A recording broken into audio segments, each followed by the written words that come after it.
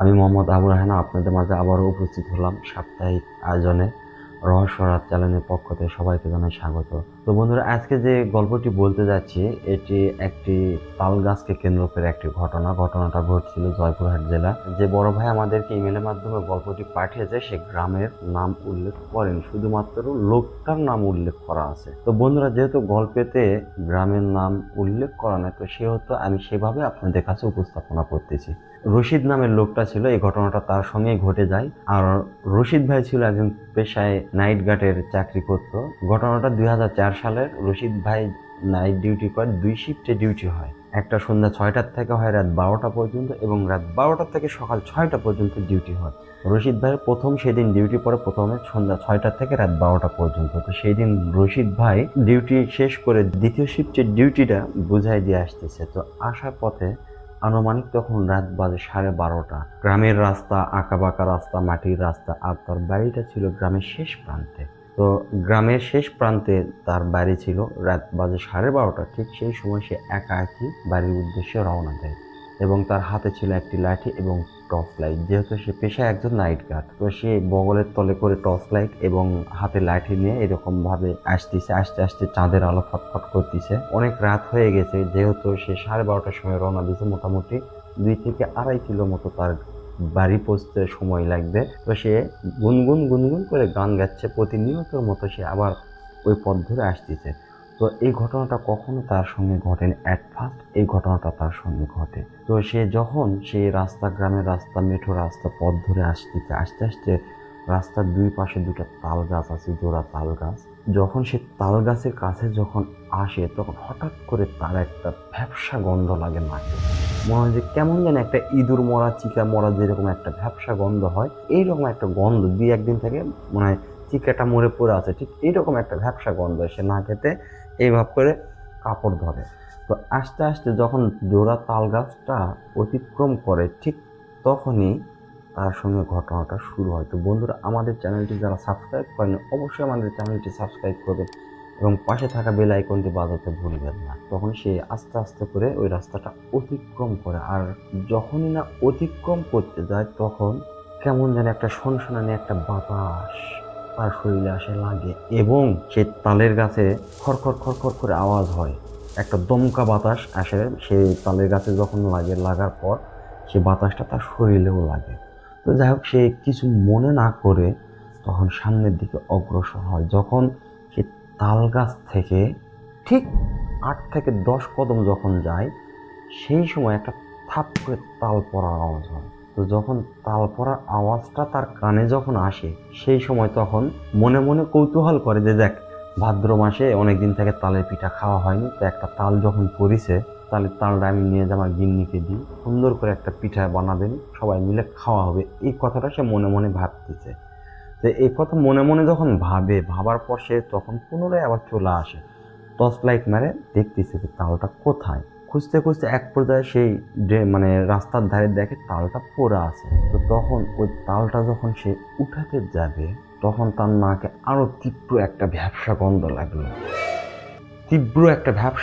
লাগলো। সেই গন্ধে মানে নাকে তুরমাল আরো ঠাসে ধরেছে। তো এইভাবে ঠাসে ধরেছে, যখন তালের কাছে যখন যায়, তখন ওই গন্ধটা তার নাক থেকে সরে যায়।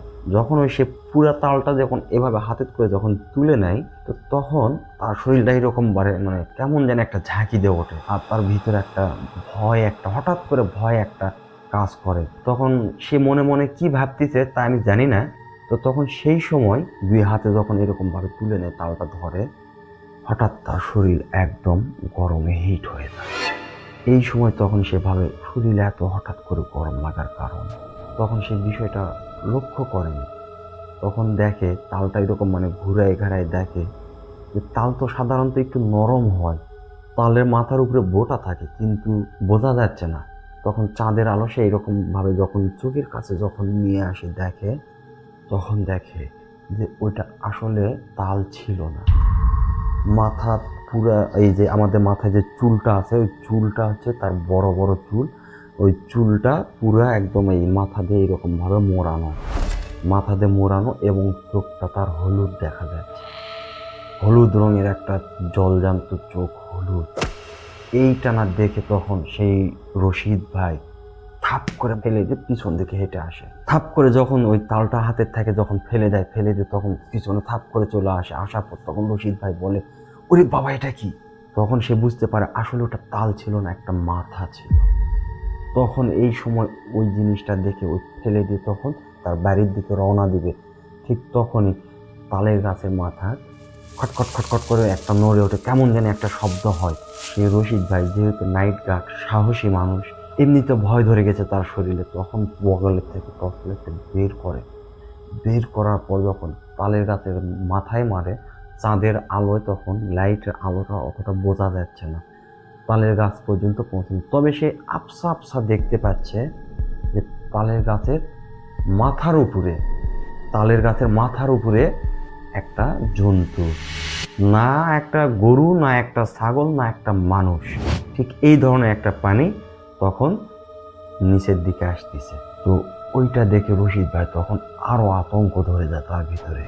সে বলতেছে, সংকট, এটা কি জিনিস বলে তখন দেখে যে সে তাল গাছ থেকে ওইটা মানে হাতও না পাও না, টিকটিকির যে পা গুলো না আছে ঠিক ওই কোয়ালিটির একটা পা এইরকম মানে উল্টা দিকে হয়ে আসতেছে, মাথাটা তার নিচ দিকে। গাছটাকে এইরকম ভাবে মোড়ায় ধরে সে আস্তে আস্তে করে নামে আসতেছে। আর ঠিক সেই সময় যে মাথাটা ফেলে দিছে, ওই সময় ওই মাথাটা খিটখিট করে ওঠে। তখন একবার উপরে দেখে, একবার নিচে দেখে, একবার উপরে দেখে, একবার নিচে দেখে। কি করবে রশিদ ভাই তখন আতঙ্ক, দিশাহারা। তারপর সে মানে ধৈর্য ধারণ করে সাহসের সহিত সে দেখতেছে যে ওই জন্তুটা একদম এরকম গাছটা ধরে আস্তে আস্তে করে নামছে। আর একটা হাত, একদম চিকন পরিমাণের একটা হাত সে তাল গাছ থেকে নামে আসে, এইভাবে খুঁজতেছে মানে মাটিতে হাত দিয়ে এরকম ভাবে খুঁজতেছে। ওই জিনিসটা মানে ওই মাথাটা খিটখিট করে কেমন যেন একটা আওয়াজ দিচ্ছে। যখন ওই আওয়াজ হচ্ছে তখন ওই হাতটা যায় এরকম ভাবে খুঁজতেছে। একবার না, দুইবার না, এরকম ভাবে যখন 3বার 4বার করে আওয়াজ দেয় তখন হাতটা যায়, তখন মাথার উপরে যখন পড়বে, ঠিক এই সময় রশিদ ভাই মানে সে চিৎকার যে করবে, এই জায়গাটা আপনাদেরকে বোঝাই দিচ্ছি যে আমরা যখন ঘুমের ঘরে কোনো একটা স্বপ্ন দেখি, ভয়ানক স্বপ্ন, ঠিক সেই সময় দেখবেন যে আমাদের গলা থেকে সাউন্ড বের হয় না। আমরা ঘুমের মধ্যে অনেক চিৎকার করি, চেঁচামেচি করি, কিন্তু গলা দিয়ে সাউন্ড বের হয় না। এই রকমটা হয়েছে রশিদ ভাইয়ের সঙ্গে। সেই রশিদ ভাই চিৎকার চেঁচামেচি করে, মানে তার গলা দিয়ে কোনো কিছুতে সাউন্ড বের হয় না, এত চিৎকার চেঁচামেচি করতেছে, কোনো কিছুতে সাউন্ড বের হয় না। তখন ওই মাথার উপরে যখন হাতটা যায় যখন মাথার উপরে এইভাবে যখন ধরবে, ঠিক সেই সময় রশিদ ভাই টর্চ লাইট ফেলে দিয়ে ঝাড়ে খুশে দৌড় মারে। এতটাই জোরে দৌড় মারে, ওই ভাদ্র মাস তার শরীরে ওইটা দেখে অঝর ঘাম মানে শরীরে ঝরে যাচ্ছে, এতটা পরিমাণে সে ঘামে গেছে ওই জায়গাতে। আতঙ্কে যে একটা মানুষ মনে হয় সে সুস্থ সবল মানুষ স্ট্রোক করবে, এইরকম পর্যায়ে মানে সে তার শরীরে ঘাম ধরে গেছে। ওই অবস্থায় চিচুর কাটে দৌড় মারে, এত জোরে যে দৌড় মারে, তখন দৌড় মারার পিছন থেকে থাপ থাপ করে একটা আওয়াজ আসতেছে। সে কান ছাড়ে দিয়ে শুনতেছে, তার কানে শব্দ আসতেছে যে পিছন থেকে থপ থপ থপ থপ করে কে জানি আসতেছে। তো এইভাবে বেশ কিছু দূর যাওয়ার পর তখন রশিদ ভাইয়ের বাড়ি যখন পৌঁছাবে, তার আগে একটা বড় একটা বাঁশের ঝাড় পড়ে, এবং বাঁশের ঝাড়টা খুব জঙ্গল এবং ঝুপটি। তো তখন রশিদ ভাই ওই বাঁশের ঝাড় দিয়ে মানে দৌড় মারে, চাঁদের আলো হালকা হালকা পড়তেছে বাঁশের ঝাড়ের মধ্যে, মানে দেখা যাচ্ছে খুবই কম। সে আতঙ্কে দৌড় মারছে, দৌড় মারতে মারতে ইতিমধ্যে সে একটা বাঁশের মুড়ার সাথে পাটা তার বাড়ি খায়, তার এক বাঁশের সাথে সে ছিটকে পড়ে যায়। তার বাঁশের কঞ্চিগুলো যেগুলো না আছে এই দিক দিয়ে ঢোকে জামা কাপড় একদম ছিঁড়ে যায়। সে ওই আতঙ্কেই ওই অবস্থায় দৌড় মারে। যখন বাঁশের ঝাড়টা পার হয়ে যায়, তারপর ওই থপ থপ আওয়াজটা তার কানে আর আসে না। এক দৌড়ে সে চলে যায় তার বাড়িতে যাওয়ার পর চিৎকার করে, ও বাবার ও মার করে চিৎকার করে উঠে সে সেন্সলেস হয়ে যায়। সঙ্গে সঙ্গে তার স্ত্রী সন্তান বের হয়ে দেখে ওখানে অজ্ঞান হয়ে পড়ে আছে। তখন তারা চিৎকার চেঁচামেচি শুরু করে, হায় সংকট, কি হলো, ভালো মানুষ এই অবস্থায় আসে, কি হলো? এতটা চিৎকার মারে যে পাড়ার লোকজনও রাতের বেলা ঘুম ভেঙে গেছে। তো সে চিৎকার শুনে আশেপাশে দিয়ে একটা বাড়ি দিয়ে ঘুম থেকে চলে আসে। কি হয়েছে, কেন এত চিৎকার করা হয়েছে, কি জন্য এত চিৎকার, কি হয়েছে রশিদ ভাই? বলছে তা যায় না, ও বাবার মার করে চিৎকার করে আসে যে অজ্ঞান হয়ে পড়ে গেছে। সঙ্গে সঙ্গে তার মুখ চোখে পানি দেয়, দেওয়ার পর তার জ্ঞান ফেরার পর তখন তার মুখে শুধু দুটা কথাই বের হচ্ছে, ওই তালের গাছ আর আমাকে জানি পিছন থেকে ধাওয়া করেছে, তালের গাছ থেকে আমাকে জানি ধাওয়া করেছে, এই কথাটাই শুধু বারবার করে বলে। তো যাই হোক, সে ওই অবস্থায় তখন তার স্ত্রী সন্তান দেখে যে তার এইদিকে জামা ছিঁড়ে গেছে এবং এদিক দিয়ে রক্ত ঝরছে। তো সেই সময় ঘরের মধ্যে স্যাভলন বা পানি জাতীয় জিনিস দিয়ে সেগুলো পরিষ্কার করে তাকে বিছনায় শোয়াই দেয় এবং সেই রাত থেকে তার শরীরে জ্বর আসে 103 ডিগ্রি। রাত পার হয়ে যখন সকাল হয়, পাড়ার লোকজনেরা রশিদ মিয়ার বাড়িতে আসে। আসার পর তখন তাকে জিজ্ঞাসা করে, কি হয়েছে আপনার সঙ্গে, আপনি একটু খুলে বলেন তো। তখন সে শুধু ওই যে গত রাতে যে কথাটা বলছে যে আমাকে কে জানি তাল গাছ থেকে ধাবড়ে ধরতেছে, কে জানি আমাকে তাল গাছ থেকে ধাওয়া করতেছে, এই কথাটা সে মুখ দিয়ে অনর্গল উচ্চারণ হচ্ছে, কিন্তু যে ঘটনাটা যে ঘটছে এটা সে পুরাটা খুলে বলতে পারতেছে না। যখনই এই কথাটা বলতেছে তখন তার শরীরের মধ্যে কাঁপ উঠে যাচ্ছে, থরথর থরথর করে কাঁপ। তো তখন সে পাড়ার লোকজনেরা বলতেছে যে তো কিছুই বলতে পারছে না, আচ্ছা চলো তো আমরা তালের গাছের দিকে যাই, কি হয়েছে তালের গাছে। পাড়ার ইয়ং ছেলেপেলেরা যখন লাঠি সাপটা নিয়ে যখন তালের গাছের দিকে আগায় গেল, তালের গাছের নিচে যখন যায় তখন তারা যে জিনিসটা দেখলো একদম মাথা নষ্ট করা। তো বন্ধুরা, আপনারা আমাদের চ্যানেলটি যারা এখনো সাবস্ক্রাইব করেননি অবশ্যই আমাদের চ্যানেলটি সাবস্ক্রাইব করেন এবং পাশে থাকা বেল আইকনটি বাজাতে ভুলবেন না। যে তাল তাল বলে বকতিছে, ভুল বকতিছে, সে তালের গাছ, তালের গাছের গোড়াত একটা রক্তর পিণ্ডি অর্থাৎ জমাট জমাট বাঁধানো একটা রক্তর তলা তালের গাছের গোড়াত পড়ে আছে।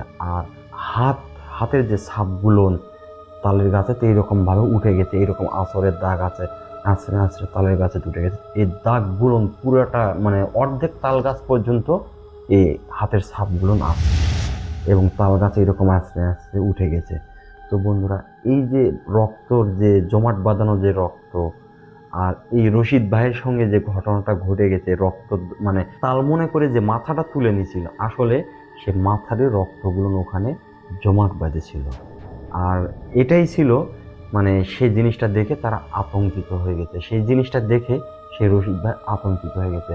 এবং পরের দিন সকালে যখন এই জিনিসটা পাড়ার লোকজনেরা আসে, যখন দেখে ছেলেরা, তখন ওই জায়গাতে একটা মানে ভ্যাপসা ওই গন্ধটা কিন্তু ছিলই। যখন ওই রক্তের পিণ্ডিটা যখন দেখে তখন তারাও আতঙ্কিত হয়ে যায়, এত বড় একটা রক্তের দলা।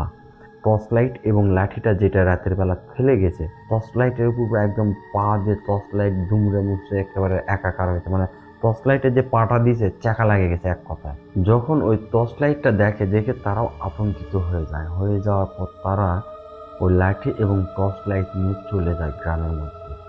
যাওয়ার পর তখন তার বাড়িতে টর্চ লাইট এবং লাঠিটা যখন তার স্ত্রী সন্তানকে দেখায় তখন তারা তো মানে অবাক হয়ে যায়, তাই সংকট, এটা কি জিনিস।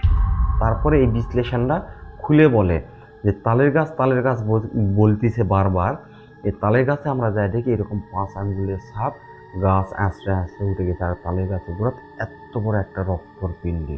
তো তখন ওই পাড়ার মধ্যে একটা তারা দাদা দাদা করে বলতো, তখন তারা দাদার কাছে যে বিষয়টা খুলে বলে, তখন বলতেছে হ্যাঁ, এই তালের গাছটা অনেক দোষান্ত, আর এই তালের গাছ আগে অনেক এইরকম ঘটনা ঘটেছে, শুধু ঘটনা না, এমনকি একটা সন্তানকে সে মেরেও ফেলিছে। যখনই রাত ভারী হয়ে যায়, বিশেষ করে শনিবার আর মঙ্গলবারের রাতে যাই ওই রাস্তা দিয়ে আসতে লাগে, সেই ওর ভাগের পড়লেই মনে করেন যে এইরকম তান্তারা ঘটতো, অনেকে মানে অজ্ঞান হয়ে সেন্সলেস হয়ে পড়ে যায়। তো এই ঘটনা যখন সেই দাদার মুখ থেকে শোনে তখন বলতেছে যে কালকে এই ঘটনাটা রশিদ ভাইয়ের সঙ্গে ঘটেছে, হচ্ছে আল্লাহ নিজে হাতে বাঁচাচ্ছেন, তাই বেঁচে গেছে। তো তখন তাদের আর বোঝার বাকি রইল না। তো তখন সেই দাদা বলে যে আসলে ওটা গলা কাটা সন্ন্যাস, আর ওই গলা কাটা সন্ন্যাসটা তালের গাছেতেই থাকে। তো বন্ধুরা, আমাদের এই ছিল আজকে রশিদ ভাইয়ের সঙ্গে ঘটে যাওয়া গল্প। তো গল্পটি যদি ভালো লাগে অবশ্যই আমাদের গল্পটিতে একটি কমেন্ট ও লাইক করে যাবেন। আর দেশ বিদেশে প্রবাস থেকে যে সব ভাইয়েরা আমাদের গল্প শোনেন, আল্লাহর কাছে দোয়া করে আপনারা ভালো থাকেন, সুস্থ থাকেন। আর আপনাদের জীবনে যদি এইরকম কারো কোনো ঘটনা ঘটে থাকে অবশ্যই সেটা আমাদেরকে এই রশিদ ভাইয়ের মতো সেটা আমাদেরকে ইমেলের মাধ্যমে পাঠাতে পারেন, অথবা হোয়াটসঅ্যাপ নাম্বার আছে, আপনার জীবনে ঘটে যাওয়া গল্পটি রেকর্ড করে হোয়াটসঅ্যাপের মাধ্যমে আমাদেরকে পাঠাতে পারেন। আমরা চেষ্টা করব আপনার গল্পটা যেন আপনার মতো করে উপস্থাপনা করতে পারি। তো বন্ধুরা, সবাই ভালো থাকবেন, সুস্থ থাকবেন। আল্লাহ হাফেজ।